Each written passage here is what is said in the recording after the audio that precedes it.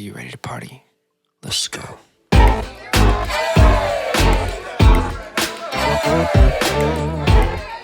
Nicolette Vonchelle, welcome to the podcast. Thank you. I know, I've been looking forward to this. I've been looking forward to it. Didn't think it was going to happen this soon. Oh, it's happening. It's happening. I'm down for it. I'm excited. Oh, it's going to be very good. We appreciate you taking the time to come here and chat with us too. Yay. And you got to meet Jordan for the first time finally. I did. Yeah, welcome. Yes, we missed you at the Country Music Festival. So that was lame. Well, I would agree that was lame. I wish I could have been there. I was Totally missed the line dancing, the music. It was a vibe. It was a good time. It was hot. It was. It was really hot. But it looked like a good turnout. It was. But I love the heat. So, and I think everybody else was happy for the heat because, the country Southern booty shorts came out with the Daisy Dukes. Yeah. Sam. Everybody was rocking the Daisy Dukes with the boots. Yeah. Sam loves a it. fan. Sam's happy. I got to tell you, your hair is beautiful, by the way. Thank you. So my sister is full black. Okay. So same mom, different dad. Yeah. But she does the same thing, kind of with her hair. Yeah. Is that dreads? So or is it... mine are crochet locks. So Okay. the way mine work is that my hair underneath is braided down, and then each of these strands has a loop on it that you crochet onto the braid. So as my hair is boy. growing out, it doesn't pull all of my hair out, so I get to keep my edges. Because that's how you see a lot of black women whose like hairline starts way back here. 9 times out of 10 is because their box braids, whoever's doing their box braids was pulling a little bit too tight. Messing up. Yes, hairline just gone by the time they're 50. So How long does that take? Mine only takes about 2.5 to 3 hours. That's a long time. But see, I remember Not as that long. Box braids takes about 6 to 13, depending on the size. So that's what I remember as a kid with my mom. Yeah. I would sit there at her friend's house she would go to, and it felt like all day. Yep. I think it was like 4 or 5 hours. If you're getting like micro box braids, yeah, that takes about 13. How long does it last for before you redo shouldn't. it or? They could last for 3 to 6 months. Professionally, you should definitely take them out by 3 months because your hair is still growing out and you have this thing pulling on your actual hair that's going to eventually pull your hair out. So professionally, you should take them out around 3 months, but a lot of people leave them in for like 6. Does it happen like you wake up one morning, like as your hair's starting to grow, You can feel it. You can definitely feel it. We're Yes. like, oh shit, I got it. That's why mine right now is half up, half down because I'm going into month 4. Oh, okay. It's heavy. take it out of 3 months, guys, but I got mine for 4. Yes. I was like, let me stretch this out a little bit more. I don't really have time. My sister would Pain get you'll kind deal of with, right? Yeah. You're like, it still looks pretty damn good. I'm gonna rock this. Right. Like, that's the beauty of being a hairstylist. I can make it work. I can drag it out. My sister, as like her little brother, always poke. Yes. And I remember she comes in and she has her hair like that, Yeah. I'm like, hey, what's up, Predator?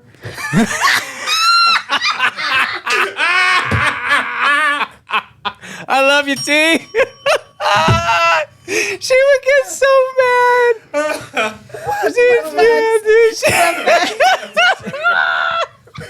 What was her response, typically? Oh, she's like, you're an asshole. I was like, you look good. You look good. Like, seriously, that is my fear because I've been thinking because everybody always thinks these are mine. Right. So I'm like, dang, maybe I should really actually lock my hair. But then I'm like, man, I need my real hair to be like down here probably when I do that because I really don't want nobody to call me the Predator. Oh, no, you're not. That's just me being a little brother, being a little punk. But it's like, Oh my gosh, she gets I so love the annoyed, man. Predator. Hey, what's up with them Predator dreads, man? You're looking good, dude. Can you wash that? Can you wash that at home, or what can you do with that? It's just a little brotherly love, dude. Oh my I God. stopped it. I was like, dude, I don't want you to get mad. that It's all was good. good. But she looks gorgeous though. She Of wears it course. so great. It's Yes. beautiful. It really I'm is. sure your sister's gorgeous. Oh yeah. And another time I said, man, you looking good with that Jack Sparrow hairdo, man. Came here on fire this morning or this afternoon. Bring that bell, Jordan! I'm trying so hard not to get to the table. She'd be like, "Fool, what is wrong with you?" I like her hair, man. If I like it, I'm gonna make a little fun of it. You know, you look great, sis. Jokes for days. No, you look good though. Yeah, I would never say that to anybody. Only family. You know, I wouldn't. But you look beautiful. I love the hair. you. Seriously, I love it. Thank you very, very much. But we met through because you were doing what would you call it as far as I was the campaign manager for Patrick Gibson, who is running for Congress in District 30, which is wow, I can't even remember the snake's name because I never call him by his real name. Adam Schiff. Okay. Adam Schiff's district. yeah. Never call him by his real name. It's always the snake. And Yeah, snaky shit, yes. Ugh. Let's call him Adam Shit. Yeah. Professional, but snake works. He's a terrible person. It is what it is. Like, he's a horrendous person. Well, how'd you get into campaign management work? I've always wanted to. When we were like walking and talking and doing video stuff, I'm thinking like, how'd you get into this? Because you're very charismatic. Thank You you. have a great personality. I'm thinking, I wonder, so how did you get into campaign management? So, funny thing is, I worked on another congressional campaign in 2020, but I was as a personal assistant. I was I had a client that I would do her hair and makeup and get her ready for all of her appearances and things during her campaign. And then August of that year, she just asked me, because I ended up knowing her schedule so well, people assumed that I was working on the campaign. And so she just asked me to come on as her personal assistant. And I did that until the election. And then because of that being like my first soiree into what it looks like on the state and local level when we're talking about politics, it's like, dang, like people really don't know what's going on the state and local level, and these are the bills, and these are the things that people need to pay attention to when we're talking about what actually touches and affects the lives of you, your family, your kids, your businesses. And so after working on that campaign, I was like, I do not want to work on another campaign in my life. It seems like a lot of work. That's a lot of work. It's so much work, and it's so much of needing to make sure that what's being put out is perceived the way that you want. So it's so much work on the back end too, just when we're talking about conversation, when we're talking about wording and things like that, verbal communications, like having to be so like on top of it at all times. And then, so after that, I pressed into more of the grassroots side of things because I was like, okay, I need to help to educate people on local elections and state elections and governor elections. Pressed a lot into the special election against Newsom at the time too, and I heard that. I felt that. Yeah, right. Just kind of went all over SoCal, leading and being a part of like rallies and protests and things like that. Just getting people lit and fired up and crazy and more knowledgeable about what's going on in their cities, in their communities, in their counties, and was doing that for a while. And a friend connected me and Patrick and his wife, just sent me a text. I got a text and was like, hey, hi, this is Patrick and Nune Gibson. They're looking for a campaign manager. And I was like, what?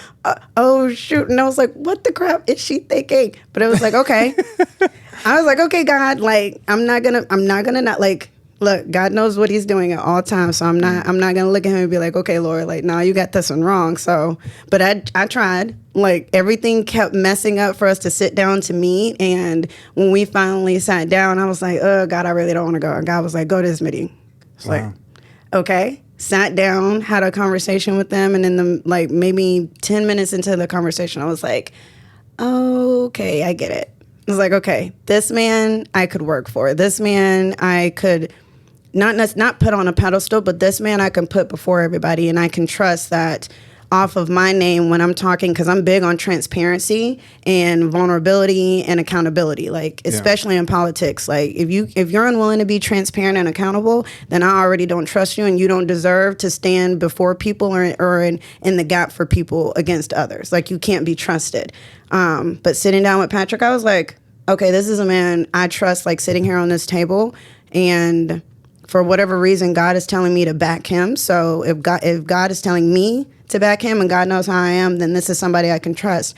And immediately let them know the way I'm going to run this campaign is going to be all about transparency. We're not faking anything. Good. If people come after us, if people post things, we're not erasing comments. We're not deleting comments. We're not going back and forth. We're going to talk to them as if they're a liberal side that we're trying to educate and bring knowledge to them and not fight and go back and forth. We're not doing that. We're going to be very grassroots with this thing, and it's going to be about the people. It's not going to be about politics as usual. So that's how I got into it. That's such an interesting the way you're describing the process of someone reaching out to you. You had the history of getting involved and taking that stance, but I think something that's kind of fascinating is that a lot of people don't think about.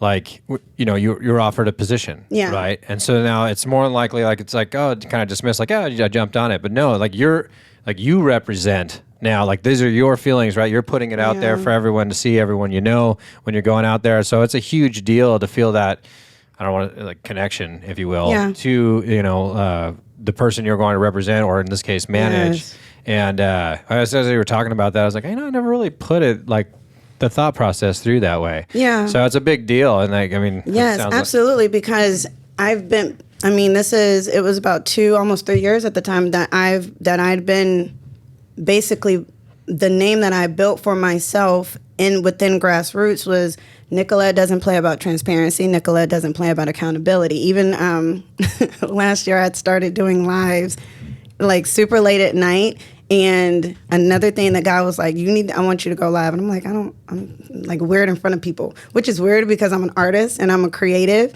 but mostly everything I do is behind the scenes. And I was like, I'm not really an influencer. I'm not trying to do anything for clickbait. I don't really care. It's what you see is what you get. It's very organic with me. But it started growing, and people would literally stay up, and we'd be on live for 6 to 8 hours sometimes. Sometimes I'd get on there at 12, and people would get on, come off, and I would cam up people. There was a couple of times we went until 10 a.m. And at the time, there were people who were running for Congress that would come on there, huge conservative names at the time. So I'd built my name. I had rules, we don't cuss on my show, because sometimes there are kids that are on here at my show. Yeah, I like that. Yeah, good. Heck yeah, it's your show. I apologize for the Adam Schiff comment. No, it's okay. Because I'm pretty sure I cursed. My bad. But he is a whole heaping pal, steaming stank of that. So yeah, okay, cool. I was with it. It's just because sometimes I would have kids that would watch. Sometimes I would allow some of the teenagers that were super knowledgeable, and you want to encourage the generation coming after you. They would come on. We're not cussing each other out. If anybody is up here and anybody has beef, it's going to be done in a very grown up. You talk, I'd mediate, but we don't come for anybody's families. We don't come for anybody's kids. We don't come for anybody as a mother as a father. You keep it a buck, but you keep it respectful so that we can show the kids coming under us who are not grown up with respect that you can still have beef with somebody, but you don't have to tear them down to put them in their place still. You can do it and still add value to their life instead of taking away from it. So that's pretty much how I ran my lives. So I'd made a name for myself with that on my lives, and then the same thing at rallies and protests and things like that. So it's being a woman of integrity is very, very important to me. Mm. So taking on Patrick's campaign was, okay, if I tell people I'm managing this person's campaign, the people who have been following me that trust me are automatically going to follow and trust him because they've been watching me for 2+ years, stick to the same thing in the consistency of that. So they're automatically going to give him props, back him, look him up just because I said, hey, this is who I'm working for now.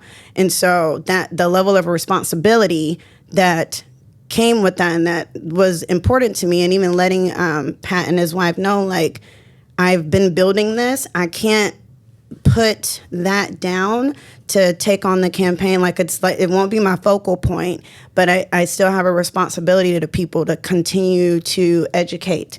And and do things like that, which was perfect because Patrick and Nune's heart was the exact same. So it was easy. It was such a God-led, like, symbiotic relationship for the season that it was. So I couldn't be happier. I learned so much more about politics in that realm than I did before. So now it's not something that I'm terrified of. And it's amazing to take somebody who people didn't know when they were telling us, nobody knows who he is, like, he should just back out. Like, he's not going to win. Do that. Right? I hate, it's like, don't make somebody quit or put them down because they're going for something. Go for it. You never know what's going to happen. Like, celebrate. In grassroots, it's like, that's what we say about grassroots. Like, we want to make our own decisions, and everybody should get to make their own choices. We have that right. And then you had people, even on the conservative and Republican side, that was like, there's already this amount of Republicans, like, running in that district. Like, nobody knows who he is. Like, he should just sit down. It's like, oh, so we're going to do the same thing that we cry about the left doing, and we're going to pick the candidates that should go in the primary. Right, primary. Just because they were the favorite Republican ticket or whatever coming into it. You said something there that kind of jumped out at me, and I feel like over the past couple of years, we've had a lot of opportunities to talk with people that would be, I guess you're going to dub it more the grassroots startup. Yeah. The one thing that I find that's very common with everyone in that category is that most people, if you went back 5-6 years ago, not involved in politics, not involved, like, politically, whatever. Right. And it's all spurred upon, and you have said it a couple times, is the desire to educate. Mm. And I think that that's so important because the grassroots movement of most of it is like, look, it's like, okay, well, is it a conservative or more conservative outlook or liberal or moderate, really? Because a lot of times it's typically like a conservative financial with a moderate middle, right? That's what I feel like more common in that group. But the basis of which is always just to get the information out there to just educate, right? Because it's like, if you sat down and talked with somebody and be like, okay, if you're whatever party that you associate with, more often than not, you vote because of party lines, not because of what your interpretation of either a proposition bill, whatever, the legislation that they're trying to pass. So I think that's like, this is so important in the time period that we're in right now, because it may not have, I mean, let's be real, the grassroots stuff is very hard to get going. It's very hard to become popular. And in a state like this, it's very hard to shift the large group. You shift there. Hey, I was thinking of the same thing right now. But I caught it. But the good part is that the more and more that gets out there, the more, like, because I feel like it's always a rational approach. It's never like, it's never some like crazy, like, oh, you got to believe this. Here, let me tell you why. It's normally like, hey, can you believe this? I can't believe they're trying to change this. Here's why. Look, this is how much money it costs. This is how it affects. These are the groups of people that it affects. And what's the outcome? Yes. And the outcome typically isn't, if we're going for fair, if we're going for whatever, it doesn't jive with the point. Yes. So when you have these scenarios that kind of present themselves, I just think it's awesome.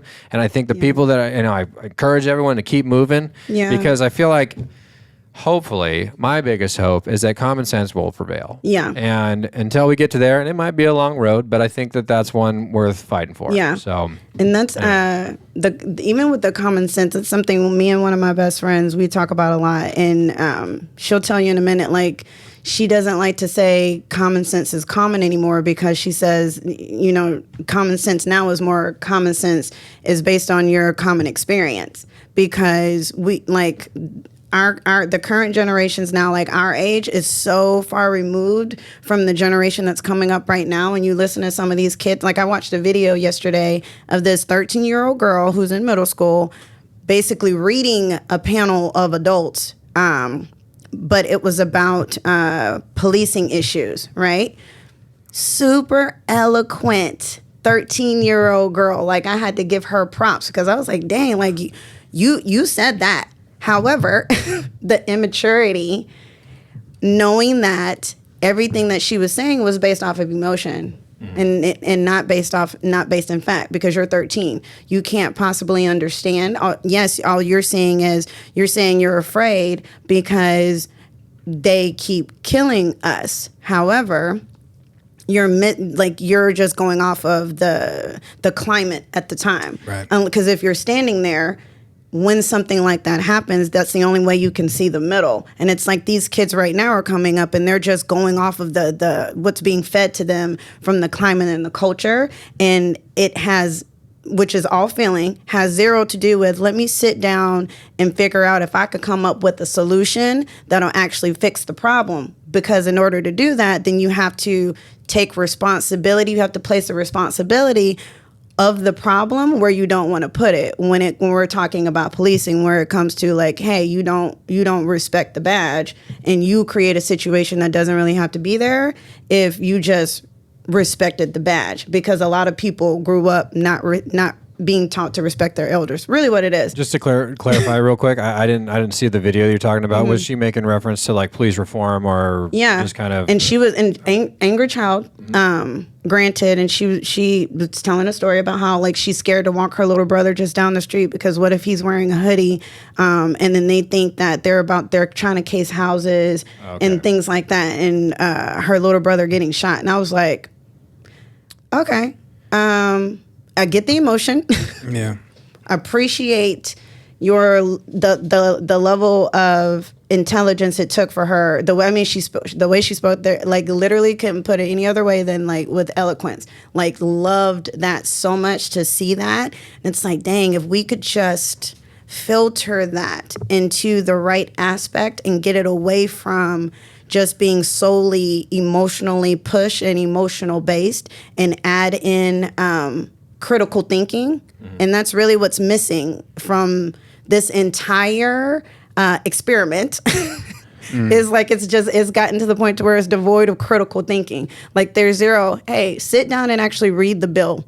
Like, oh yeah, it sounds good on the surface, but did you actually read every single word of the bill? Because they throw things in there that really, for lack of a better term, will F up your life that you miss because they convoluted it with everything else on the top and the bottom. But the middle is the part that you really need to read, but you're not really going to pay attention to that because they told you that this is what the bill is about. So you believe them instead of being like, let me think like an adult. Let me sit down and take a moment to read this bill myself to make sure that it's something that I actually can back. That's, and I didn't see the video, so I'm gonna but I feel like I got the gist of it a little bit. It's always amazing seeing like kids, whether it's some sort of basis upon injustice or whether it's climate change or whatever, right? I was like, I'm gonna parlay this into that Greta Thunberg somehow I'll get there because I just think it's ridiculous. But not that climate change is ridiculous or if it's that impactful or not. I'm not a scientist. I'm not an expert. I just think that we rally behind a kid that doesn't go to school and we, show that you can sit out in front and do what you want. There needs to be some sort of parenting involved in that. Yeah.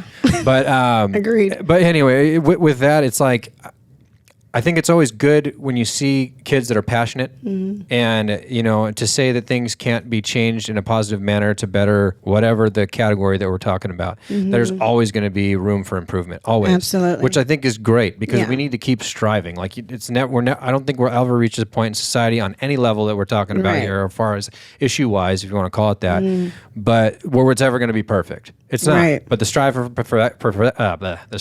perfection is always something, right, that drives everyone in those categories. The hard part that I have with that is when I feel sometimes kids are used as the emotional player of it, right? So it's like, so this girl, and look, her upbringing, I don't know, right? And I haven't even seen the video yet, but let's assume, right, that her surroundings continuous negativity about the police department, right? And maybe has anecdotal experiences as far as maybe a family member was shot. You know what I mean? Right. Or maybe, and whether it was whether you want to say it was justified, not justified, whatever the case is, that's going to impact that person's emotional background in talking to that. Now the problem is this girl's 13 years old. Yes. So what's the life value to that? But when they are pushing for some police reform and they're like, look, and then you get a girl who's articulate and is able to talk about it and kind of fire people up because she's passionate and feels so emotional.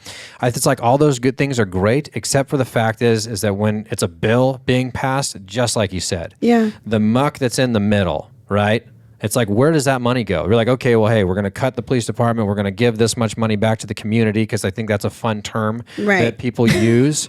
That is the most bullshit of all of it. Absolutely. Yes, because 100%. And having your involvement in politics and like we have a little background with government work, things like that, where you understand the bureaucracy side of it. And when you can sit up here and say that, this is messed up and we're going to give X amount of millions of dollars to the community because we care. And then what happens? Nothing until the next time it's time to vote. Yes. And then all of a sudden it's like, hey, I know it's been 4 years. Yeah. But I promise you, we got your backs this time. Or whatever, you know what I mean? Like whatever the talk is. So that part of it drives me crazy. Yes. No, 100%. Long way to explain that. So but it's like Crime Bill is Crime Bill Joe, right? We're I love that. Black community. Prison reform, like screaming at the top of our lungs, prison reform, black men go to prison more than anybody, blah, blah, blah, right? Crime Bill Joe, you elect the geriatric borderline dementia, not even borderline, it's definitely dementia, like early onset dementia patient. Are you talking about our president? Oh, yeah. Who I quote. Authored. It doesn't matter. I won't even quote that. But he authored the crime bill, the prison reform that you're screaming about. You elect the author who not only did he sit and write it himself, he campaigned for it and got Bill Clinton to sign off of it. This is your prison reform. So you elect this man. And then you also elect his vice president, who in California seemingly hated black people because she went out of her way to bury evidence that would have exonerated innocent Are you talking about our VP? black men. Yep. Harris, who also, for some reason, it's like you went to college and you can't string your own two sentences together. Whoever is your speechwriter needs to be fired. But if you can't read something and be like, okay, that literally makes no sense, I'm just going to wing this. You cannot be vice president. But these are the two people that you elect while simultaneously screaming prison reform, but get like hella pissed off about the dude who actually gave you prison reform and released hundreds of innocent black people that were in jail for no reason. Like, honestly, were in jail for no reason. First thing he did was to sign that into law. And I'm talking about President Trump, for anybody that wants to know. Signs that into law, gets a lot of people's records expunged, people who were going to be felons for the rest of their life, completely changing their lives that way. And it's like you shoot your own self in the foot. You're crying over here, but then you shoot yourself in your foot on purpose. But then when you're crying out about the fact that you just shot yourself in the foot, it's not the fact that you shot yourself in the foot. It's still the same thing that you're crying about is the reason that your foot has a bullet in it and not you shooting off the gun. Because it's like you elected Joe Biden as president. You shot that gun. But you're still crying about the same things that you elected him for him to change that he put into place. Yeah. I'm glad you're talking about this because it's really good. I think because it's coming from you, right? African American woman, and I'm mixed. Mom's black, dad's white. We have Sam here, and it seems like people are Arabic, afraid. By the way, hey, read that down. Arabic, just throwing it out there. No one's gonna believe you. I know no one believes me. That's fine. Surfer, dude. I'm telling you, no one's gonna believe you, bro. They're like, whatever, dude. You're like, my bad. Go eat some apple pie, man. Yeah. Get out of here. What, Arabic people like apple pie? That's a fact, dude. Oh, my God. No, I'm saying it's good you bring it up being African American because I think a lot of people are afraid to talk about Kamala Harris because, they're saying first African American VP. But I always thought, how in the heck? Worst representation ever. How did she get away with bearing evidence like that? I've read so many articles about her doing this. I'm like, how is she not held accountable? But we messed up on one thing. We're held accountable. You don't pay your taxes, you're going to jail for 20 years. Yes. Right? But she can bury evidence on people and ruin their lives. Multiple times. Right. And especially in a community that is struggling. Right? They're hurting in their heart. And what really gets me a lot, and I wish people could see it more, is how the left uses the African American community as pawns, Yeah. and they say everything they want to hear, and then once they get in office, forgot about them. Done. Okay, I'm gonna give you. And that gets me so upset. I'm just like what is going on? I'm gonna give you another example. When God, it pissed me off so bad. Like, I can't do nothing but laugh. You spent all of like 2020 and 2021 talking about like appropriation, hairstyles, fashion, music, all of that. And then the Democrats took that freaking photo op wearing dashiki. Yo, I was like, what the? Oh my God, that's the stuff Y'all playing. Okay, that's the stuff made of No, it happened. absolute It was real. legends, and I mean bad Right? legendary, right? Because they found out they're wearing. Can't laugh, Sam. Correct me if I'm wrong, or you Jordan. I remember talking about this on the Yeah. podcast because I was like, because the pattern The design, right? The pattern. Yes. was from the Ashanti. I don't want to say tribe, but from.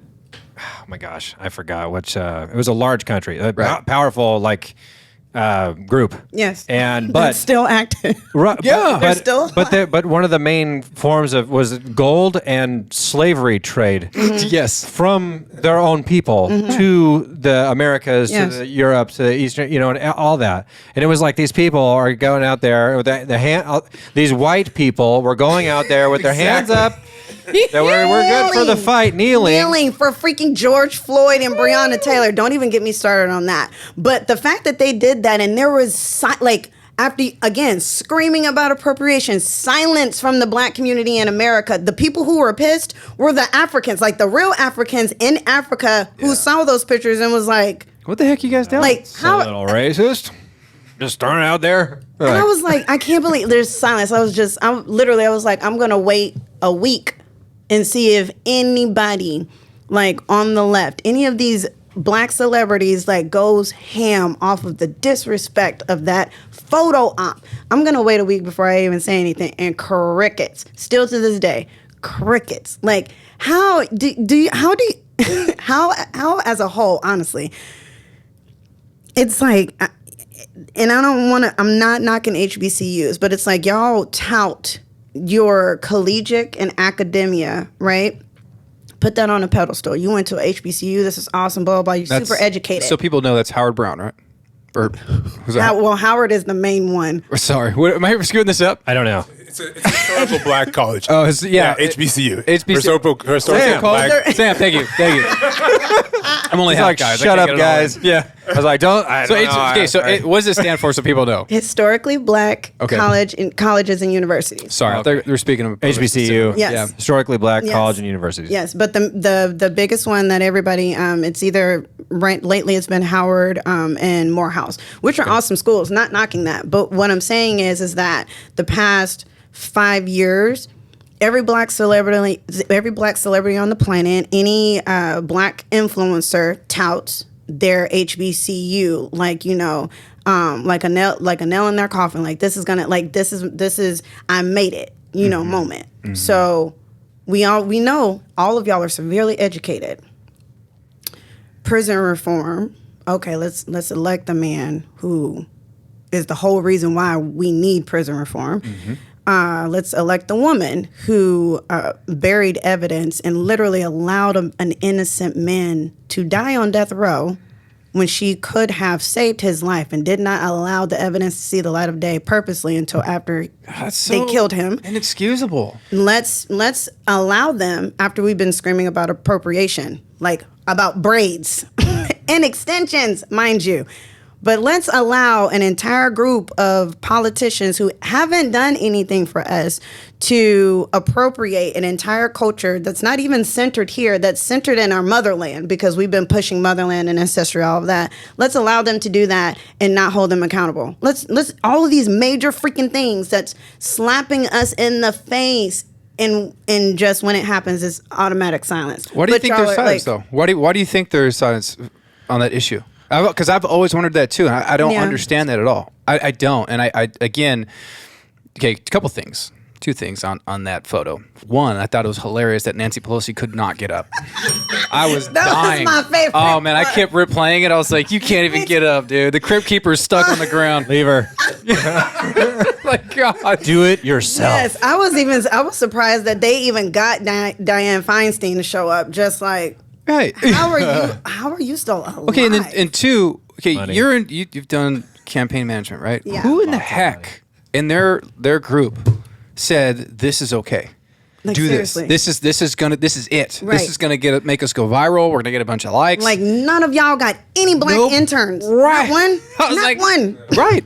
No. Did anyone stop and say, hey, we might not want to do this. We should probably check the pattern Yes. on here to make sure this line. Nothing happened. Or even, I'm sorry, because it was all of them. So there were black people in that crowd. It's mostly white, obviously, but there was black people in that group, and I was like, y'all really went along with this and didn't say a word.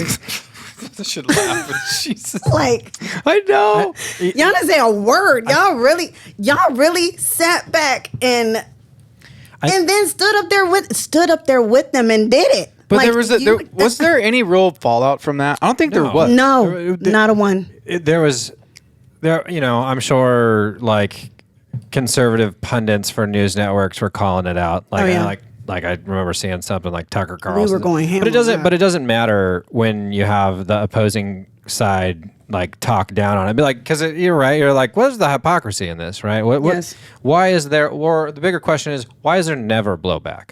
Ever? Yes, like, I That's a mean, great like, question. So, just to put things in perspective, it was like, champion of the left, like Justin Trudeau, right? Like this was after there had been a handful of like the blackface controversial things coming out.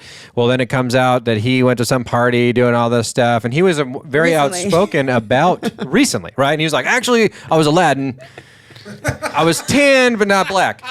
But anyway, but you know what I mean? Like it just, all it does, like in my opinion, all it does is just show you, as long as it's a subsect group that champions like black rights, right? Or typically, like traditionally would be upon that, is that they get the wiggle room. Yeah. Because even though if something happens like that, it was like it was blatant, like one, just no pre-planning. I mean, like really, you're like the same group of people that was like a predominant slave trade. Right. Like, Nobody you did didn't- a focus You group. could have just whatever picked any pattern, but one Seriously. thing. It's like Yeah. and whoever her publicist or whoever it is, I'm assuming they got fired, but maybe not. Who knows? Probably not. Maybe she got a raise. I don't know. You know what I'm saying? Like probably her how this idea. shit works Yes. doesn't make any sense. But that's the thing, is that like when things happen, and you would expect, because if it was from a different angle or a different party, right? Yeah. It would have been like, oh, doom and gloom is the most racist thing that ever could be done. Blah blah blah blah. But when it happens with this, nothing. Oh, no big deal. Sorry. Yeah, I it think- was an honest mistake, Tim. Yeah. My bad. That- Okay, didn't know. You're like, oh, okay. Like just in promise all- that you'll do all this, and you never fall fucking through. I mean, But see, and that's the thing. In all honesty, it's a lack of knowing your worth. Like in general, on a basic foundational level, it's a heart issue, because it's just like being in a bad abusive relationship. You don't want to be single, so you'll stay in this relationship that does nothing for you but tear you apart, tear you down, verbally abuse you, maybe even physically abuse you, right? But you're still in a relationship. Like they give you what you want from time to time, but nothing's really changing. But the idea of you having to do it on your own keeps you where you're at. That's basically Ring that bell. I was gonna say, That was dope. I didn't. I want to wait Thank until you're you. done. You're on a Sorry. That was dope. great That was statement. good. Yeah. because that's basically what's been happening with the black community since slavery, because there's no other explanation how an entire community of people, generation after generation, have been coerced into believing that the party that is for you right now, but be able to ignore that that's the party that started the KKK. Everything that you hate about slavery, the Democrat Party that's their foundation. Like that's how they started. They started on the backs of slaves, and that literally has not changed. Like the Republican Party Very good. was 80% freed slaves. The freed slaves in the country started the Republican Party. Like, the foundation of the Republican Party was off of the backs of freed slaves, which was why they created the KKK. Like, Planned Parenthood. How people talk about, like, historically black colleges and universities, but you don't actually check the history of the things that you put on a pedestal. The foundation of Planned Parenthood, the original name when Margaret Sanger started it was the Negro Project. Oh. It was called the Negro Project. No way. Yes, and they got black pastors. She and the people that were working for her got black pastors in the community to.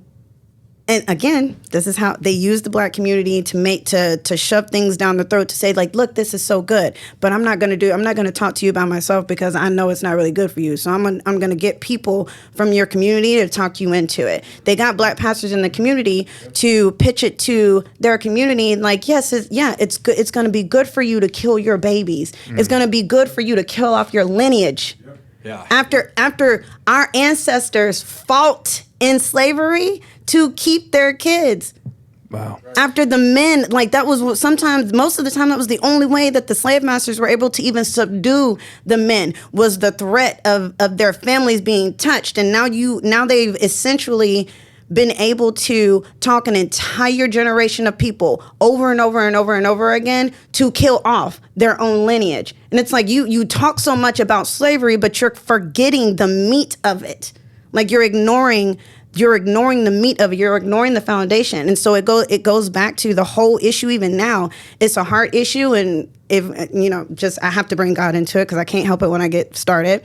It's a sin issue. It's straight up a sin issue. Like, anything that feels good to us, we don't want to give up. So if somebody tells you, like, oh, you can you kill your baby, like, you're doing what's best for you. Actually, it's not really what's best for you, because then you still have to deal with the trauma that you're inflicting upon yourself that people don't want to talk about. And I'll talk about it because I had an abortion when I was in my early 20s. And I can tell you, they make a point of not really showing you or letting you listen to the heartbeat, because if you hear that heartbeat, then they no longer can tell you that it's not really a life. Wow.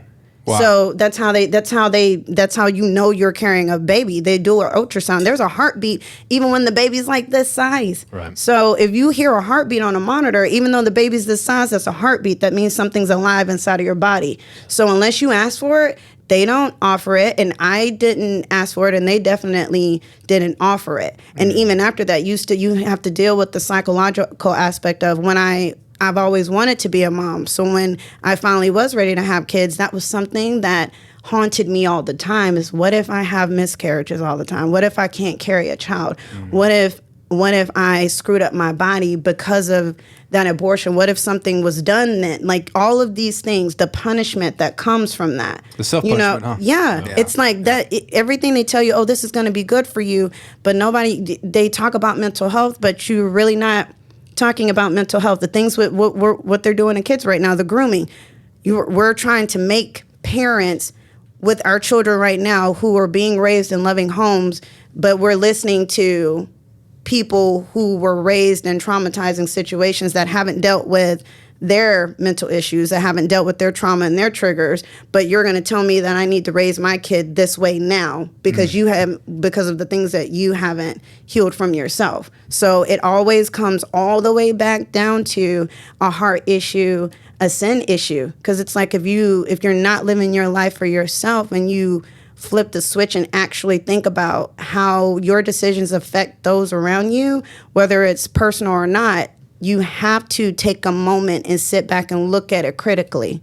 Because then if you do that, you pull out the aspect of emotions and feelings, and you allow yourself to have a moment where you have to put logic in the middle of it, and you have to sit back and you have to take time, you have to chew on it. But what they're doing right now, the reason they are so good at using the African American community over and over again is because they know it works. All they have to do is like push a button that's going to fuel their rage and their anger from the things that they're doing to themselves, mind you. But all they need to do is fuel their rage and their anger, because that's the mask. They just rise back up again and completely forget about where they're at in the moment. And that's the key. But isn't that something that's missing? And you brought up a great point. the critical thinking. And we see it nowadays, I would say on both sides, whatever party you believe in. Yes. But everyone's making decisions off emotions. And I've always learned when you make decisions off emotions, you make big mistakes. Right. Like literally 9 times out of 10. Oh yeah, I've made big mistakes from making instant decisions out of emotion. Yes. And like not even a day they're like, oh my God, why did I freaking do that? Yes. Or why did I say that to that person? I think that's missing right now in culture and in people, where people don't want to sit down and have that tough conversation. Pull your emotion out of it. Let's think about this critically and logically. Yes. It's like, well, no, this lines up with my party. Right. Okay, well, okay. Yes. Let's talk about it first, right? But nobody wants to do that. It's like, okay, you don't believe what I believe in, you're a POS. Yes. Well, no, I'm not. Like, we can have a decent conversation here, and we can agree to disagree. Yeah. But that's lost. Yeah. And that critical thinking's lost. And I always think, God, how do we get back into our community, in the African American community, and educate people and let them know, like, there's so much more going on behind the scenes than just what's being told to you. Yes. You're being used as a pawn, and it aggravates me so much. Seriously. It really does. And this is the first time I would say, too, at least in my family, on the African American side, where historically with them, we're Democrat because we're black. Yeah. Okay, cool. But now I'm starting to hear like, hey, man, I'm voting Republican. I'm done with this, dude. Like, I can't even afford to live right now. This is terrible. Seriously. I'm thinking, well, people are getting buyer's remorse right now. Yes. You got a president riding a bike just freaking flipping over, I mean, after it stopped. Yeah. And I feel bad. Like a toddler. Toddlers fall off their bike when it's not moving. No, and I've always learned this from my End of family. line, repeat. Yeah, like whoever gets voted in, whether you voted for them or not, you want them to do well. Yes. Our country depends on it. Our future depends on it. Our the future of our children depends on it. The policies that they pass and what they do in office.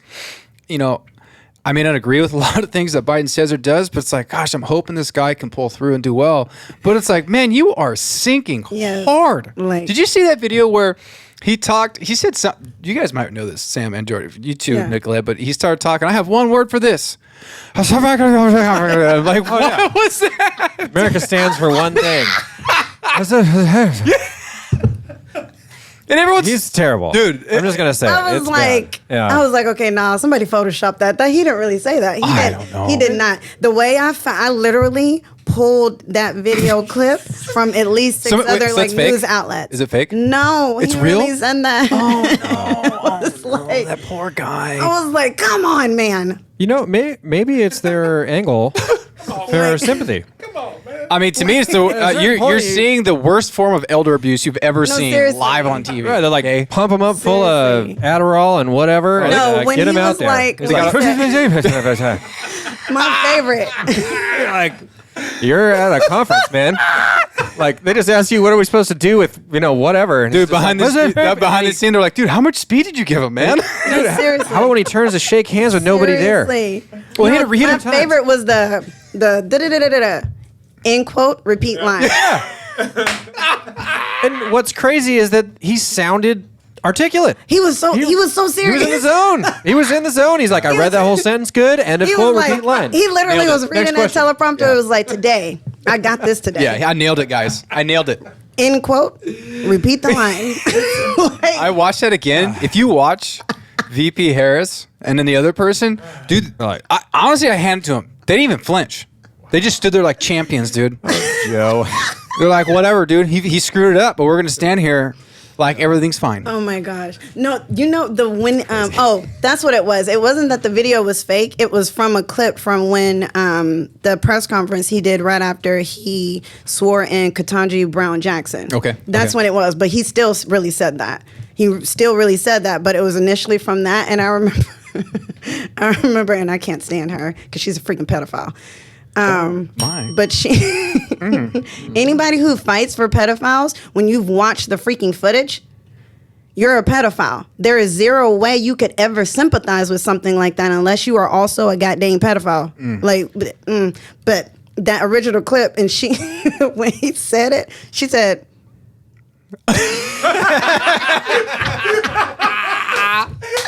I literally rewinded it just so I could keep watching her face. Her heart rate pumped up to 120 beats a minute instantly, like, oh my God, how are we going to recover from this one? I swear, because black people Emotions on the that's face. one thing, we really can't. Like, you hear something stupid, it's so hard that, like, the facial tics is what you get when we're trying not to laugh or say something. Like, you're going to get the facial knows. tics or the frown or just... Just like, I swear, she said... Well, you know what? I'm waiting for her to like just be like, okay, I'm gonna step in real quick. Right. I would have. I would be like, that's great, I'm Joe. Making up words me a again. Excuse me a moment. Anyway, You know, he's got some of the best gaffes a president's Swear. ever. The one I laughed at the most is when he got off the stage, said thank you, and he reached, and he just shook no one's hand, and just walked away. Man, I was like, what just happened? dude, it happened again. No way. And it was when he went to Yes. Israel. He was Oh meeting my with God. whether it's a president or said- prime minister. The same thing. It was a shake, and then he says something. He realized turns and he it. goes, and then starts walking towards where they were going to sit down. Oh man! They try to, in his He defense, he tried to play it off a little He bit, but it did was because bad. you could see the moment where he realized nobody was standing there. Hey, you know what's crazy? He's the president. I know. The guy, the number one. If you're like America, the face number one Joe superpower Biden. in the world, supposedly the number one superpower in the world, but Most we can't even votes in say that history. anymore because right now we need to stroke the egos of like women and like feminists, and it's like I remember wanting to go into the military, and the last thing I wanted was for somebody to treat me like I was a girl who couldn't handle what men could. So now, like, oh no, let's not do that. Let's make it easy and frou and all frilly and stuff. But we still want you to be able to hold a gun and shoot somebody in the head if it comes down to it. Well, how possibly is a woman that hasn't been trained to switch her thinking going to be able to do that? She's going to freak out. That's a great point. And you know what's nuts with that is that I think it's the most demeaning to the women that have been successful. Oh, and I'm not swear. and I'm not saying like, you know, I don't want to say fair because I don't like using that term. But as far as like, you know, if within the military, right, if women are just being abused or demeaned or all this stuff, and it's like over the years, there's just been badass military members Yes. that have kicked ass and created careers Yes. and become the example for women out there Yes. to get involved. And like now they cater a little bit more, right? They're like, oh, we need to Yes. change some stuff up, and it's like.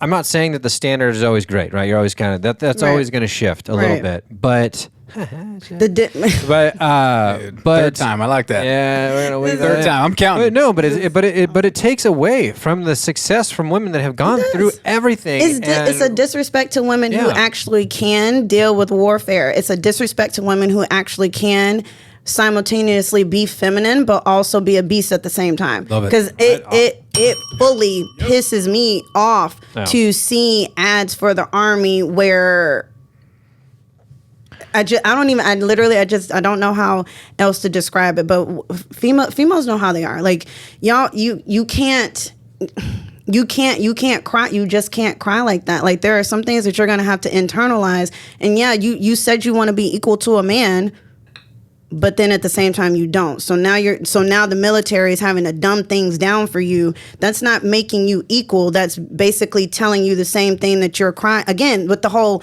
doing the same thing that you've been crying about the whole time. You said you want to be equal to a man, but you don't want to raise to the occasion. Like, I'm sorry, I was going to say another word, but this is a podcast. Maybe no, I was going to spell it then too, so maybe not that. But you're a kitty cat. Yeah, I was going to say the other word. Yeah, but you're a big lion. you're freaking you're Joe Biden that one. You're like, stop being a big Big old pussycat. You know what I'm saying? Hey. that I like that. You're gonna be a whole like pussycat and you're gonna be pussyfooting around in the freaking army over in a war zone and not knowing what to do. Like y'all are doing all this. I need to know that you're gonna be able to pick up an AK. I need to know that if you run out of bullets, you know what to do with a blade. That's what I want to know. I want to know, are you going to be able to protect not just yourself, because the military is about being able to protect your brothers and your sisters on either side and behind you. How the hell are you freaking going to do that if you can't if you freeze up even just trying to protect yourself? Like, I'm sorry, like every single country in the world right now is literally just gearing up. It's like the videos I saw like on YouTube of the other countries they're training and stuff right now. It's like, Oh, they're hardcore. Lord. I saw a video. We got sore boys and everything. Yeah, here. it was an ad to join the army, Yeah. and it was geared towards females, and it was a terrible ad. the cartoon one. Yeah. Yes. And then they showed The an ad disrespect. for the Russian army. badass. Oh, dude, they're like going through the snow and they're like doing Just their thing, slamming looking, they're steroids jumping and out of push-ups for planes, days. dude. Learning karate. I'm like, I think I might need to join the Russian army. Right. That's badass. Like, there you I go, want at to do least- that. Yeah. But I think we have a problem in our country right now. I really think that they're tearing down women. You're not just in the military, but look what's happening with letting men into women's sports. Yes. And now women Ring aren't that bell. able to Yes. to push themselves with other women to empower themselves and be better. Now you're letting a dude come in who has testosterone and all that bone mass and muscle for his whole Yes. life, and just because he identifies, you're going to let him in? That They're tearing down there's women. a male MMA fighter who who identifies as a woman, an MMA fighter that actually is fighting women. Are you talking Like, about help Fallon me. Fox? Yes. Yeah, like, and that's what the thing is that I don't understand is how come the women's rights groups aren't stepping up and saying something? I'm saying, I'm like, dude, why are you letting high school boys who identify as females go into women's restrooms Right. with these kids? Like, you're opening yourselves up for these women or these little girls Seriously. for something to happen. I'm like, why are we tearing down women right now? And, I'm they're saying looking- we're building I'm them up. looking at the parent. Where are the parents? If this was happening at my child's school, the way like y'all about to catch these hands. Oh man. Because what I'm taking for what y'all are saying is that y'all don't care about my child's like safety and well-being, and y'all are totally fine with the possibility of her getting raped. Because if that happens, Right. I'm burning this whole school to Well, the ground. and that's the Like, thing. What I'm trying where to are the get at is how are women not seeing this, and how is it like, oh yeah, we're being inclusive? Like, no. you're tearing. You're not empowering women. You're not Right. making them better. You're not making them want to achieve and do Yes. well, because all you're saying is, well, a guy can come in and just crush Right. it because he feels like he I can don't be want you. to be inclusive, and then because then it's like, well, do you want to be so okay? So if you're a woman who goes to jail, do you want to be inclusive? Do you want to be so inclusive that you get put in a male prison?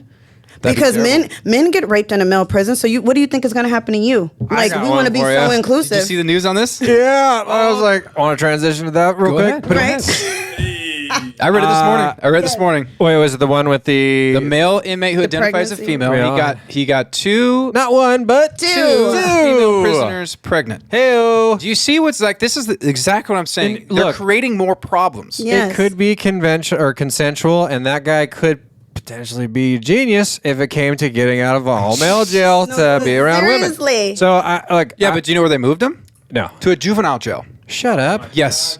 They moved him to a juvenile jail. okay, that's different. He was at a female jail, got two pregnant, and now they moved him to a juvenile jail. And I'm That- thinking, who is making these decisions here, guys? Swear. What is happening right now? That's when it's like I read that headline and I literally posted it last night. I was like, the way that they did the headline, that was an actual headline though. Like, what did y'all think was going to happen? He has a working penis. Right. It's not broke. He's still not a they're unit. They're like, hey, let's put Like- him with some kids. I'm sure that'll stop him. Right. It's like he's not a freaking eunuch. His penis works. What do y'all think's gonna happen? Well, like that's what I'm come thinking. on. Like, are we living in this like sci-fi film Right. where Yes. Yes. people are thinking this Yes. utopian It's thing the that's Twilight going to Zone. work, and it's not? You're dealing with human beings. Yes. A male who identifies as female is still going to have male urges. yes. Okay. 'Cause- He still has hormones as a male. And his penis works. Yes. Like that's going to happen. Like come on. I believe it's lady penis. Because that was a thing. I know that sounds like a joke, but I read a whole article on it. You have to be sensitive and all-inclusive that if a The man is way I transitioning am to a woman, not. it is not a vagina, it is a lady penis. Well- and if you don't like a tranny or a transitioning male to female and you are a cisgender male, then you technically are whether a bigot or whatever if you don't think a lady penis is attractive. I read this whole article. It blew my mind. I'm like, how are they, like, who's writing this? Like, who signed up? They're like, you know what, Bob, great article. Yeah. And I don't know why a guy named Bob would be I writing that, but just- why not?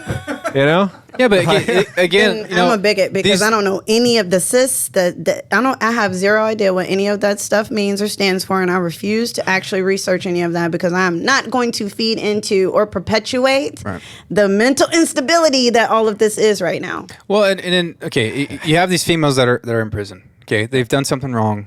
They're paying their time, but they should also be protected, right? Yes. Safe. You're introducing a male. You are now opening up a door for something to happen to them, whether it's consensual or not. And a male is always going to be stronger than a woman. Yes. Straight up. Yeah. So what are you thinking by putting a male in a female prison? That's not going to work. What did you think was going to happen? Optics. Experiments. It's crazy. Optics. And you're right. And it probably was an experiment because that, to a certain extent, right? Yes. Because they're like, well, this is an interesting scenario. You have someone saying they're identifying as someone.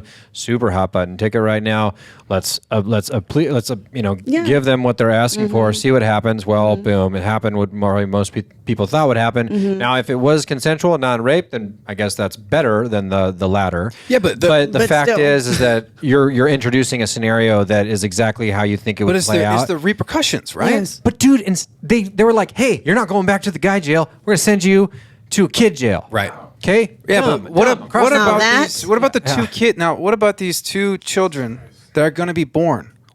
Is anyone Or think maybe about not be born what's going to because happen to them? their moms are going to be pregnant in prison, and they probably aren't going to want to raise their kids. So Right? Or say they keep the kid, right? Now the kid goes up for adoption. What's this child's life going to be like? That's what I'm saying is like the ripple effect from these Yeah. decisions. It's not just the moment here and now. This is going to last years. yes, Right? What's going to happen to these kids? zero You know? critical thinking. Oh, it's Going back to there is zero critical thinking. It's people just sitting down being like, how can we capitalize on this? Yeah. How can we feed this more? How can we use this to our advantage? Not how is this going to affect the lives of everyday citizens? Like that in and of itself is just like out the window. And the funny thing is, so last Sunday, my church, my pastor was talking about the origins of the United States. And one of the things he pointed out was that over the course of, I think it was 15 to 20 years, the country as a whole was called to fasting and prayer like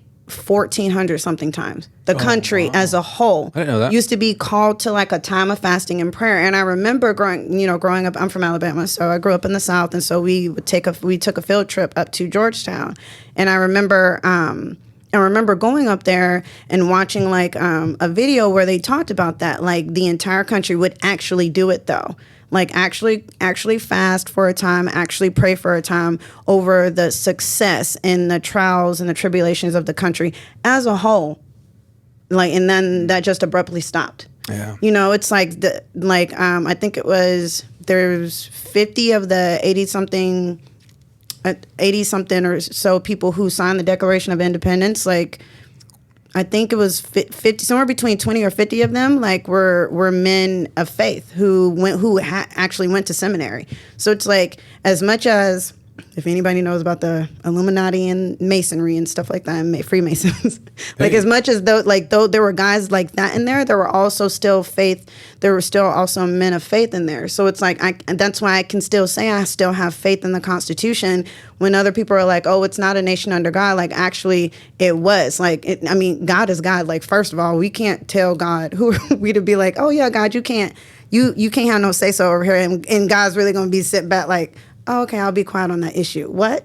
No. So it's like when we think about the origins, it's like we don't think about how is this affecting the country as a whole. And it's more now it's just so feelings and emotion driven that it's like, okay, this is great. That's just like you want to be financially stable, but then that means you have to make hard decisions and be an adult and think logically and put a plan together. But the opposite of that is that you're going to go into debt because you're just spending money because you feel like spending money. It's like in any other aspect of our lives, feelings are never a good thing when we're talking about longevity, like in every aspect of our lives. But Let's go. for some reason right now, hot topic things where we're talking about gender and children are the things that people are like have completely lost their mind on, and that logic and that feeling thing has completely switched because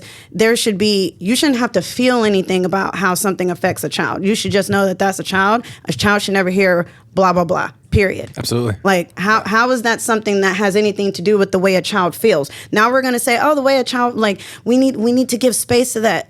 No, I want my child to understand how to work through their emotions. I don't want to pet it. Yeah. No, like your child's dealing with anger. Okay, you teach them how to handle it in a healthy way. Right. You don't say, oh, you do whatever you feel is best. You do whatever you feel like doing when you're angry, whatever is best for you. If that makes you feel better, you do that. Oh, okay. So then you're raising a child who, when he gets angry, wants to grow up and rape somebody, and it's like, has been told like, oh, well, whatever you feel like doing when you're angry, whatever makes you feel better to stop that anger, it's okay to do. How can you not tell that child, don't bully somebody, don't stab somebody, don't kick somebody else, don't hit somebody, don't rob somebody. Those are the things that make them feel good. As long as it's under $1,000, it's a mistake. Oh, yeah, dude. You go ahead and rob that is with a guilt-free Yes. conscience. I'd be like, look, that was $700. yes. And that's good. You make a good point. And you make a good point too, Nicolette. Both of you guys. There's no accountability anymore. Zero. It's almost like people can just do what they want. Yeah. And Just lawlessness abounds. you're starting to see the repercussions of it, right? People are leaving certain cities and states because the crime is going through the roof. Yes. You're not safe. You know, what is it? Starbucks is pulling out of Multiple. They closed 15 cities. stores. Yeah, and he said it's like the CEO said the Dem-run cities are unsafe. I read that.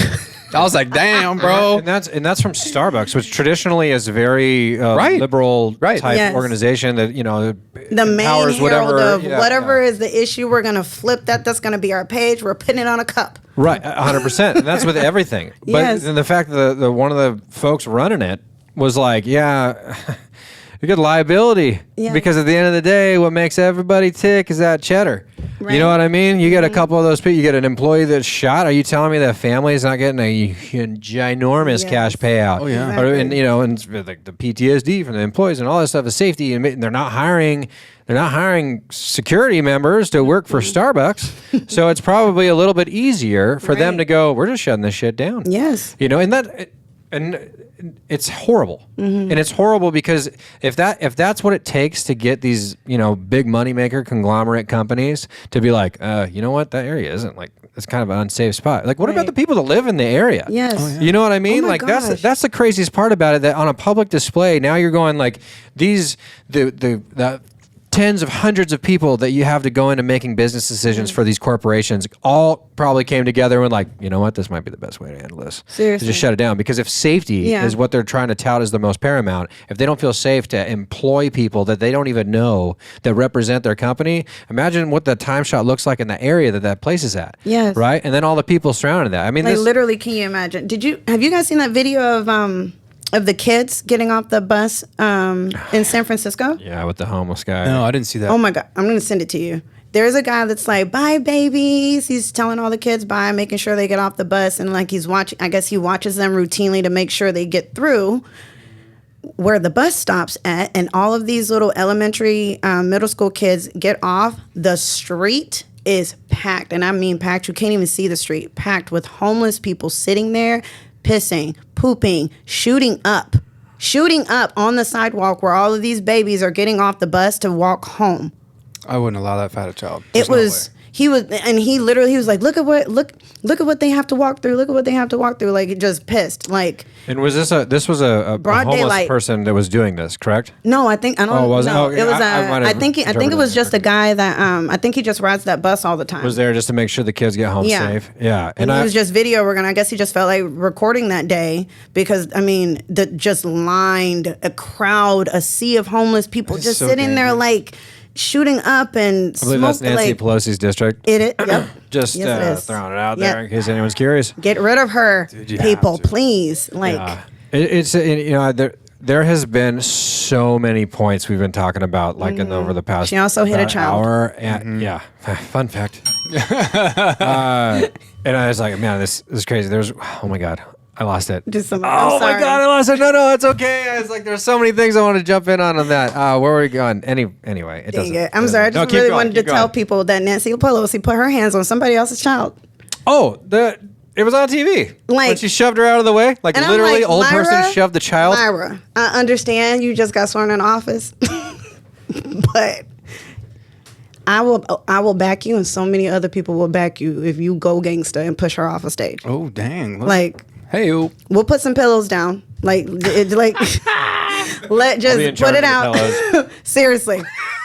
Just put it out there. We'll put some pillows down on the ground and make sure she lands on a soft spot. But she literally looked at that little, and I watched this video so many times just to make sure my feelings for her wasn't clouding my judgment. See, critical thinking. I like that. Very good.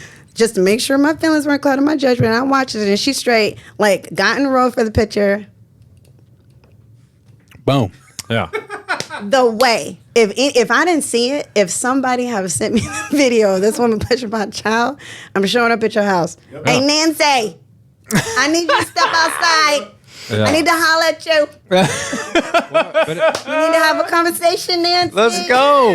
The craziest part about that video was the delay of the realization that the kids, it was a photo op. And so, they're all Myra getting sworn in. Yeah, of the swear-in. Yes. And so she's sitting there standing there, and her daughter, who was like, 13 or 10 or something? No, she had to have been like maybe 9 or 10. She's little kid. She was a tiny kid, right? And was kind of standing in front of Pelosi, and she like looks down, scoffs, and then takes her arm and gives her the old shove, and then steps in and goes for the smile. Mm-hmm.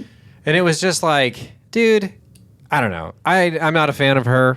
At all. I mean, I feel like it just everything I see justifies. The Crypt Keeper, dude. The Crypt so Keeper, man. It's like you got Nancy Pelosi out here shoving children. You got Joe Biden out here sniffing and being inappropriate with kids. It's like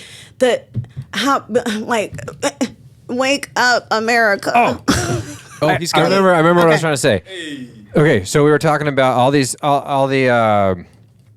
things coming up with the transgender equity type stuff. Oh, I hate that word, equity. Yeah, I do too. But I'm trying to keep it relevant because it's on. It's every other word. Hot button. Mm-hmm. Lady penis. We said it like 3 times. Lady penis. I am never saying that again. But yeah, I was like, please don't. Yeah, no, I'm just kidding.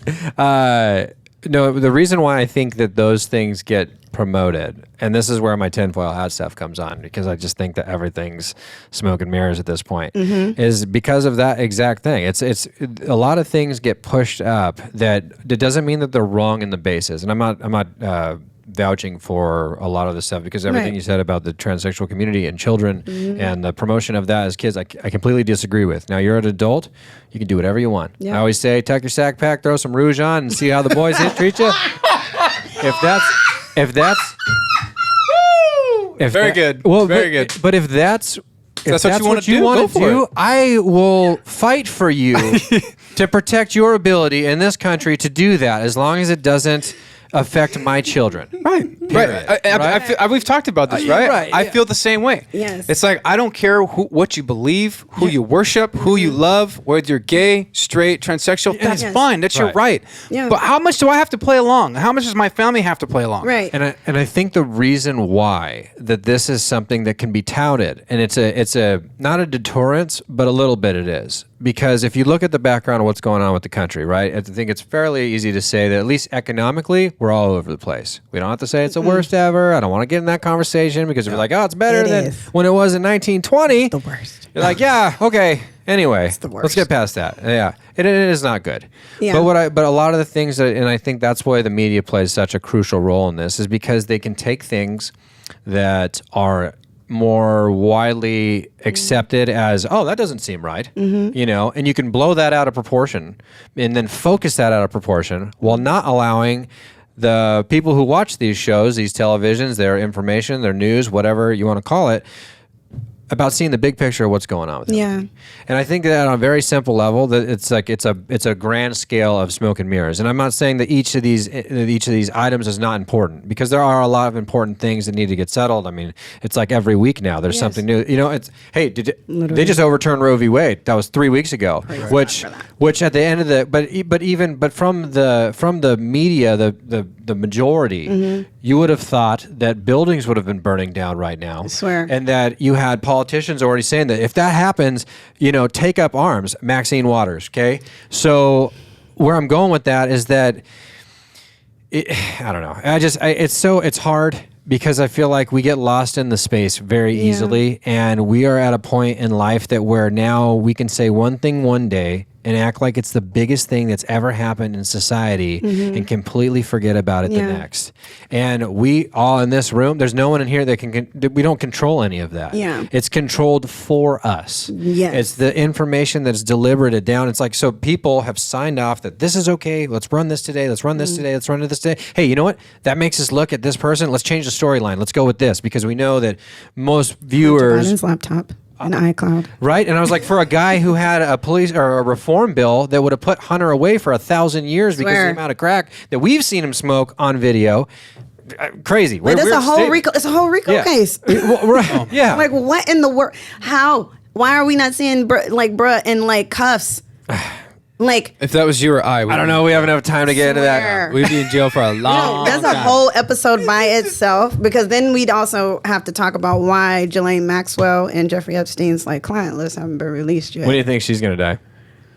I give it 6 know months. what? 6? 6 months. Okay. I think the only reason she's not dead yet is because she keeps giving them stuff. On other people, you think? Absolutely. Because think about, I don't know, when Jeffrey Epstein first got arrested, I don't know if you guys saw the list of the people, the flight manifest. Oh, yeah. Oh, dude, Tom Hanks. Eminem was on there. I couldn't believe. Seriously? I was so hurt. No. Yeah, but here's the thing. like 8 Mile. It's not just big political leaders and business owners here in the U.S. He's got like client lists from royalty across the ocean. So I think she I think the only reason that she's not dead yet is because she's still making herself useful outside of just the sex trafficking, because the sex trafficking, it's a global $1 trillion industry. It's the most lucrative industry in the world. So you think about who her and Jeffrey Epstein were in that, the fact that they were at the top. Imagine the rooms that they were in and the business deals that were set around the sex trafficking, around like, hey, I'll give you a piece of this country, or I'll give you these arms if you'll let me spend time with your favorite pet child, because those things happen. How many of those people you think, that knew Epstein are sweating bullets right now that she's still alive? Every single one of them. They have got to be stressed. Because the fact that none of their names have been released, even though we've seen their names on the freaking flight manifest, like they're there, and it's like, if I know this, FBI, what are y'all doing? The only thing that makes sense is that she's still making herself useful, probably on an international. Do you think they're just getting more information and names from her, and then one day it's just gonna be like, bam? Probably. I mean, not until a different administration. Not while Biden, because they on that list. But hey, you know what's crazy? R. Kelly got 10 more years than Ghislaine Maxwell. Are you kidding? Well, he did some. Yeah, he's a terrible. He was a dirty. I'm not saying that he was justified. He should be. He's a piece of shit. Oh yeah, right. Just like she's a piece of shit. Yes. And we have it on. She was, criminally convicted that she sex trafficked minors that have come over and just. I don't care what anybody says. She has something to do with John Bonet's freaking disappearance. You see that? Oh my God! You got to come back on here. You see that sketch? There was a sketch of somebody they said saw somebody with John Bonet. And when you see that sketch, it looks like there's Maxwell. a picture, the very last picture of the whatever party John Bonet was at with her family. She was talking to Ghislaine Maxwell in that picture. I was like, oh, well then that's done. That's what happened to that little girl. Conspiracies. Me too. They're so good. Well, say this. It's my favorite. I'm not saying I believe all of it, but I really would like to be disproven. How about that? What? How about just take the information that was thrown out of that court case, because that's fucking crazy, but they did it. So that's basically saying that our system was like, hey, even though we know a lot of people that are important that probably were banging kids, let's keep that on the DL. We're gonna go hard in the paint on her though. But the FBI did do that. One of the girls came forward about Jeffrey Epstein years before they actually finally arrested him, and she was very, very specific. She was very specific on everything. They used some of the things that she divulged to them as a part of the case when they went to go arrest him the first time. So they knew. They were told to stand down. And absolutely. I mean, what I'm going with that is that they have the names of people there. So even if, let's say you went there, and I'll give Eminem a pass just in case. No, you're a You happen to pedophile. go, You well, ain't hey, no but business. he was on it. Will Ferrell was on it. Yeah, I give no Like there was a couple, like Chris Tucker flew on the plane like 8 times. Will Smith is on that list many times. Right. So it's like there's some crazy heavy hitters in, pop culture / politicians / world leaders that are associated with this person that have the potential. A Supreme Court judge. I get a shot real quick before I say it. He's on that list. A You Supreme can wake Court up judge is tomorrow on that morning. list. I know. I was like, if I don't make it to next week, you guys run. Now, I'm armed, so I mean, if you're gonna try, make Oop. sure you come prepared. I will not go down easy. Right. Yeah. It's just that whole Crazy. thing is. I just wonder if one day it's all going to come toppling. I just feel like It's going to. it would change our culture because of how many high-powered people. But you think about it, like everything done in the dark always comes to the light. Like it always comes to the light, and every single one of those people, like you're not gonna get to see death and get to skate by. Like you're not. Well, you either it's gonna see come for you. You will either get judged in this life for what Yes. you've done, or it will happen in the next. Yep. Speaking of which, you said you're in the military. What was your MLS? I actually wasn't in the military. you My dad weren't was in the military. military. Your dad But was in the military. I Okay. wanted to because my dad and being raised in Alabama, it's like it's God family football country. Oh yeah. Like that's what you're raised on. And my dad's big Army man. Like my freaking backpack is like a military bag that I carry rucksack. around more. Yeah. And it's military green too, but I love it so much because it's just I love my country. I love everything that it stands for. I love the fact that my dad served. And he did 12 years. He spent time in Germany. Even when I was born, for about 8 years, he was stationed in Germany for I think about 4 of them, and would come back and forth. But Did he lead you to your faith? both my parents did actually. Wow. And it's funny too because me and my sister and brother, we were all born before they got married, and then they got married. I think my mom got saved and gave her life to Christ first, and then my dad did, and they just did a really bomb job of making sure that we didn't grow up religiously, but we grew up with our own relationships with God. Like it wasn't just a Sunday Bible study like family. Like it was a daily, like we pray together as a family. We're going to read through the Bible together as a family. Going to church, like I would hate like missing church because it was such an important part of my life. Even as a kid, I was a weird kid, but it's like I played drums, but even when I didn't play drum, Heck yeah. I do a lot of things. That's so awesome. I do a lot of things. Yeah.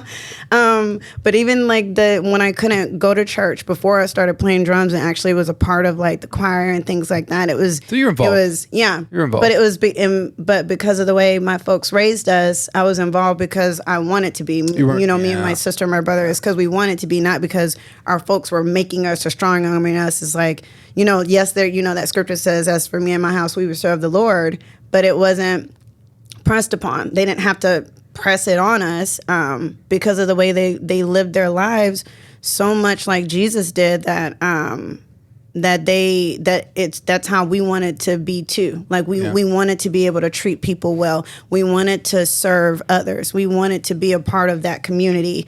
And we wanted to be pleasing to God. We wanted to have a relationship with God and know that we could talk to Him whenever we wanted to. So it was dope growing up like that. And I think now I know if it was not for my upbringing with the type of personality I am, I'd be still lit right now, like pushing 40.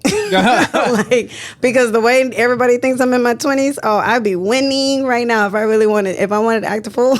So it's like I thank God my folks raised us. That's good. Like the way that they did. Yeah, and you're we're wrapping up here on time, but your faith. Yeah. I'm sure it played a big part in your healing after the abortion. Yeah. It had to. Oh my because God. I can't. Yes. I mean, I was a man, right? Yeah. I'll never have that. You can't get pregnant. I can't get pregnant. I won't have that. I won't have to make that decision if it ever came to that. But I'm sure that's hard. Yes. I'm sure it's hard to live with and deal with. But at least, coming back to my faith and knowing how it's like, you don't look to the things in the past. That's in Isaiah. Yes. Look forward to what's in the future and what's coming, what He has for you. Exactly. But a lot of times that's hard as a human. It's a very difficult thing to not look at your past. I have an issue with that. Yeah. It's hard, but then you're like, forgiveness it's free. Yeah. It's free and it's pure love. So it's so grace. good, and there's nothing like it. And it goes. That's why I said everything for me goes back to like a heart issue, sin issue, because it's like for me, the sin issue is that like we really we'll never fully know all that God is, but the more you understand of who God is, the more so much things make sense to you. Because now it's like when I got pregnant, that scripture that like the scripture's there and I've read it many times, but the fact that it says like before you were formed in the womb, I knew you. That means like God is literally saying like, I could see all of you. You were a person before you were formed as a person, right? Very powerful. So when I got pregnant, and obviously like when I got my abortion, I made that decision I was just so overcome and just engulfed by fear that I wouldn't be able to do it by myself. And my baby's father was a demon who just did not take care of his other kids and spent all of his money on weed and freaking Nike Dunks, like not kidding. And we were making good money and he could have been taking care of his kids, but he didn't. Yeah. So I just was like, I'm like so convinced myself that I was going to be giving birth to like the next little like Damien. Just being encased with that fear. But when I got pregnant with my son, my firstborn Leo, it's like I realized like how much like God is just so infinite that like my body instinctively knows what it needs to do to make room for a baby. Like I don't have to do anything. Right. My body just, the fact that my ribs move out of the way. It's wild. It is weird. It's the weirdest thing is like your ribs that are bone actually like are stuck in place and you could break it. It doesn't, they don't really wave around, but somehow move enough to make room for a baby. Everything in my body shifts around in its place where it needs to go to make room for the baby, and everything knows what it needs to do for the baby. All I have to do is eat food and drink water. That's it. That's all I have to do. The way God created my body to function, like, is unmatched. There is zero way we can do anything about that. As much as they keep telling men that they can get pregnant, there is not a doctor on the face of the planet that's going to be able to figure out how to do that to where it matches what God already did with a woman. Right. Like, zero freaking way. So for me, when I was on that walk of me forgiving myself for the abortion, it was such a beautiful thing to know that the second that it hurt me to do it, God had already God had already forgiven me and had been just trying to get me to forgive myself and realizing like that, how beautiful that was, where God had been trying to get me to let it go, where God had been trying to get me to see that I was better. I'd grown, that he just wanted to heal me and not condemn me was such just the dopest, like most beautiful thing ever to know that God still wanted me and trusted me to be a mother to other kids. So he still blessed you with children, right? Yeah. It's amazing how. And my babies are, they are lit. They are so lit. And they're two like little mini versions of me. And both of them in so many ways, it's so crazy. And one was like Leo was planned. My daughter Vonzi was a surprise, but she is fully me. But Leo got my martial arts and like just daredevil side. And it's so funny like watching them grow up and the things that God put in them that I'll never teach them. That's my personality, my character, that is just already in them, and the fact that it's like, dang, I get to be their mom, and just knowing like I still want to be like, obviously, like I want to have more babies. Need to get married first, so single. If you want to have a bunch of babies. Football team, basketball team. Put it out there. Where do you find you on Instagram? No, that's I love that you're not afraid to talk about your faith. Yeah. You're not afraid to talk about your past and the struggles, and it's my guy. It's my light and my lamp. And like, it's good because it's inspiring to people. That's why we do the podcast. And you know, the things that happened in our past that may have been failures, you know, I've always learned that God can take what was bad and make it good, right? Yeah. He trades beauty for ashes. And only beauty comes from ashes. Absolutely. Like, that's the only thing it's powerful. That comes from ashes. It's so powerful. One of my favorite scriptures. Like, you could literally burn everything down to the ground around you. And to actually, if you've ever been to like a site where there's been a wildfire, it's the dopest thing to see nothing but ash and see flowers start to grow coming up, like growing out of it, like beautiful purple. Like, It's like, It's hey deep. man, It's deep. it's the sickest thing ever. It's one of my favorite scriptures. So I would try to tell people too, at least on here, and we do like, Yeah. God is a God of second, third, fourth, fifth chances. Yes. You're loved. Like Thousands. there's always a way. As bad as it hurts, and I've been Yeah. through serious emotional pain in my own life. Same. It's like it always gets better. Yeah. No matter how dark Literally. it got. It's like, and every time I thought I was alone, I really wasn't. Yeah. You know, that pain Oh, eventually got that's so taken. good. You're like, you know, I'm doing pretty good now. Yeah, right. Appreciate that, man. Like, I'm still a comic. I'm still, Yes. I still cuss and say my dirty jokes or whatever, but I'm like, man, you're taking care of me. I'm a gutter brain female. I grew up with a lot of male cousins. It's their fault. I'm forever going to blame it on them. So Yeah. I have to control it because I'm the woman, and it really catches people off guard. Well, Nicolette, we are almost out of our time here, but my goodness, you are an amazing person. And I can't thank you so much for coming on this podcast. But we have a thing at the end, and Jordan's going to do. We have a couple questions. Okay. So you answer first. I'm Okay. just gonna roll one. I just Okay. think it's like a Perfect. it'll be it's a silly one. Okay. And 100%. We needed to roll this one back one more time, and like Okay. we'll do like all conspiracy side. We have a couple people we need to bring on here. Not conspiracy. I don't want to call it conspiracy because we'll just say, whatever. Anyway, there's Whatever a lot it of good is. points. I love you Like, guys. it'd be You guys super are fun. You guys are bomb. I'd come back every time. Oh, thank you. That's very nice. Girl. I got you. Okay, so this is, like I said, a silly question. Okay. What president throughout history would be the best in a Air Force One movie situation?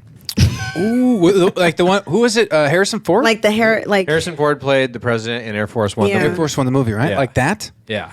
What actual president have we had that you would want to see in a movie in that scenario? That's a really good question. I think it really is. And I can't remember too many presidents. I wouldn't say Biden because he'd be like, what? Oh, Lord. Oh, see, Where everybody would die. okay, but hear me out. Hear me out. Everybody The would question die. the question didn't ask what kind of movie. It said Oh. it said Air Force One situation movie. I'm thinking comedy, and it would be Biden because of exactly Okay. what you just said. So you're going He's like- comedy, okay. He's like Mr. Magoo meets like Leslie Nielsen from Naked Gun. God. So right, where like he'll like walk out and they'll just be like gunfire, and he'll like go to tie his shoes and happen to not get shot, and then stand back up and be like, "Hey, who wants the fish?" Where? You know what I mean? And then the fish hits the person in the face. He flies out of the plane. You know, I can Right. see this like You kind of somehow mix it to the end of the movie. He's alive and saves the world. and then Doesn't it even ends know up it. landing, and then they're like, No, Mr. seriously, President, you did it. And he's Biden like, what? is literally- He's literally a cross between Weekend at Bernie's and freaking Naked Gun. Weekend and Bernie's is Naked good. Gun. I like It's that. That's the epitome of Joe Biden right Yeah. now. So if it's a comedy, absolutely, I'm with you on that. And then I would probably say, if we're going like deep drama philosophy, Abraham Lincoln, because bruh, he did that. If it wasn't for him, slaves wouldn't have been freed. It's true. So All right, I could see. talk about a seems like president it's- who's gonna make sure, like, he knows it's gonna be unpopular, it's gonna piss You everybody know, off and you know did what it people, anyway. people I didn't like that. realize about Absolutely. Abraham Lincoln? He actually failed a lot in his life. He had a Yes. lot of failed businesses and ventures, but he never gave up. A A lot of people don't know that. I read this Yeah. this biography on him or whatever, autobiography, whatever you call it. Yeah. But it's really good. I'm like, whoa, this guy, like, he struggled. Yeah, he really struggled. that. But it was cool. He never gave up. And then Right. he changed our country. And for look, the better. and then it's like all of those failures prepared him to not care what anybody thought. Oh, yeah. So he was 100%. able. So he was able to 100%. be like, "Yeah, no, I'm freeing the slaves. Y'all just gonna deal with it." Yeah. I'm trying to think of what Right. president. I mean- I would, I know it's a hard question. that's a tough one. Dude. I'd do a whole Bill Clinton. That's what I was gonna say. Oh, Hey, did you say terrorists Yep. are in the lobby? Yeah. So we're I'm out. saying Air Force One meets scandal. Yeah. Okay. Oh, yeah. Parachutes out the side of the See? plane. I'm fucking gone. See you, Yeah. Hillary. Oh, it'd be like his. Dang, that is not bad. No, he does a Wow. great Bill Clinton. He does a great Bill Clinton. Wow. Yeah. Okay, Do you guys remember that movie? Do you trying for a couple months. I just want to see that. Hey, real blue quick, dress. you see Hillary? The bitch is on my ass. That was no, that was from more like Dave Chappelle when he was going over why Monica Lewinsky, because he's like Hillary's gone. He's like, hey, Hillary, come over here. Get on over here. Yeah. Anyway, that was not my joke. That was Dave Chappelle's Okay, so interpretation. do you guys remember the movie with Will Smith? I can't remember what he's doing, but Wild Wild West. no, not that one. I'm just kidding. Enemy of the state. Enemy of the State. there you Remember go. he's running because he cheated on his wife? Yes. That's what I picture Bill Clinton. He's trying to save his presidency. He cheated. He got caught. Someone got something in the envelope, and he's all around the world. He only survives to cover the evidence of him cheating on his wife. Yeah, that's it. That's it, dude. That is Bill Clinton. We got to get the blue dress, man. We got to get the blue dress. They're fucking flying around the world trying to find this thing. Monica's running. Dude, you know? Dude, yeah, he's like, hey, Jeffrey, this is Bill. Quick request. You know that dress? Yeah, anyway, sorry. But speaking of which, just real quick, there's a painting done of Bill Clinton in that dress that was in Jeffrey Epstein's mansion. Mm-hmm. Supposedly it was right on the mantle as you walk through the with door. the stain on it. What? Look it up, people. Sam, what do you got? You got to answer. What Clinton or Bush, man? Bush had a lot of gaffes, man. Bush had Bush's whole Bush last of Jr.? his presidency was Air Force One situation. Right? Yeah, Bush Jr. Yeah. Yeah. Oh yeah. dude. I think he started the whole thing we got going on Biden. It really started with Bush. I mean, facts. Oh, Yeah, we ain't gonna talk about 9/11. Oh my gosh. You Again, guys have to. I was like, there's a lot to... Yeah, it's so much. But I could see Bush. I saw a picture of George Bush Jr. and I thought it was like the best encapsulating picture. It was him looking through binoculars on a military testing site with the caps on. It was just like, I see everything. yeah, he's like, I don't he had see it. He had a gaff. He's like, fool me once. Yeah, Shame on you. Yep. Fool me again. Can't get fooled again. can't get fooled again. They're like, easy, like, dude. Take this bump and go back in the room. Yeah, I mean, I did love that he was from the South. yeah. It made me feel good to hear him talk, just because it's like finally there's a president with my little drawl. But God, dog. He was a good talker, and he had a great, whoever wrote stuff for him was very good. Kamala needs to hire him. Hey, just saying. Whoever that is, I mean, she needs to not hire herself. I hear you, but Nicolette, thank you so much for coming on this podcast. You are honestly an amazing person. We really appreciate you taking the time to come here. you guys So are glad that we met amazing. you. You always have an open seat here with us. Yeah. You always Aw. do. So, and I think we're gonna have to bring you back. Yes, 100%. This is my seat now. Conspiracy theory. Hey. We'd love to have you on. Yeah. Yes, I'm let's glad do I got it. to get to talk with you, and just going back to where I started in the beginning with the grassroots movement and having that keep being involved, because that's the only way information will be disseminated. I think Absolutely. I think that's awesome, and I think for what you stand for is awesome, and the personality that comes with it is awesome. So I know I said awesome 3 times, but anyway, It's awesome. we definitely have to. You guys are awesome. Run this back. No, I fully enjoyed myself. It has been such an honor to be on you guys' podcast today. I love it. This is awesome. Wait, after we get done here, we do have shirt, challenge coin, Okay. and some stickers and stuff for you Ooh. just to say thanks for coming on. So Yeah, thank you. I love But we always do this at the end. We're gonna do let's go on 3. You ready? Okay. 1, 2, 3. Let's go. Bye, everybody. And that's it. Thank you for listening in, everybody. We'd like to thank our sound engineer who makes this podcast happen and makes us sound very good, Stephen Clark. And to our first sponsor, 89 Barbers. Look good, feel good, be great. Come get your haircut at 2 locations, Long Beach and in Orange, California. Your appointment can be booked at 89barbers.com. That is EIGHTNINE BARBRERS. 89barbers.com. Again, look good, feel good, be great. Check it out. It's my barber. He is the man. Thanks, everybody. Bye.